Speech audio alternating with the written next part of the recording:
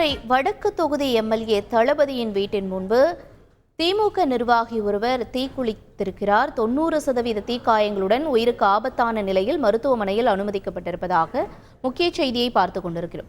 கூடுதல் தகவல்களை செய்தியாளர் சசிகுமார் வழங்க கேட்கலாம். இந்த நிர்வாகி இவ்வாறான ஒரு முடிவெடுத்ததற்கான காரணம் என்ன என்று சொல்லப்படுகிறது? அவருடைய தற்போதைய நிலை என்ன?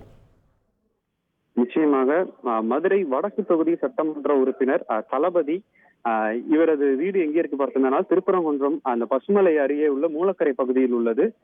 இன்று காலை 8 மணி அளவில் மானகிரி பகுதியை சேர்ந்த கட்சி பிரமுகர் கணேசன் என்பவர் வந்திருந்தார். ஏற்கனவே இந்த பகுதி அந்த மானகிரி பகுதியை சேர்ந்த ஒரு கட்சி திமுக நிர்வாகிக்கும் இவருக்கும் சில சலசலப்பு இருந்து வந்ததாகவும் இது தொடர்பாக கட்சி மேலிடத்தில் முறையிட்டு பலமுறை இது சம்பந்தமாக சமரசம் பேசப்பட்டுள்ளதாகவும் தற்போது மீண்டும் இவர்கள் இருவருக்கும் இடையே இந்த சலசலப்பானது ஏற்பட்ட நிலையில் இது தொடர்பாக இன்று காலை அவர் எம்எல்ஏ தளபதியை சந்தித்து இந்த பிரச்சனை குறித்து பேசிய நிலையில் அங்கிருந்து வெளியே வந்த கணேசன் திடீரென அருகில் இருந்த மண்ணெண்ணெய் கேனை எடுத்து ஊத்தி தீ குளிக்க முயன்றதாகவும் அருகில் இருந்தவர்கள் உடனடியாக அவரை காப்பாற்றி திருப்பரங்குன்றம் அரசு மருத்துவமனையில் முதல் உதவிக்காக அனுப்பி வைத்தனர். ஆனால் 90% தீக்காயங்கள் ஏற்பட்டுவிட்ட காரணத்தால் தற்போது மதுரை அரசு ராஜாஜி மருத்துவமனையில் சிகிச்சைக்காக கணேசன் அனுப்பி வைக்கப்பட்டுள்ளார்.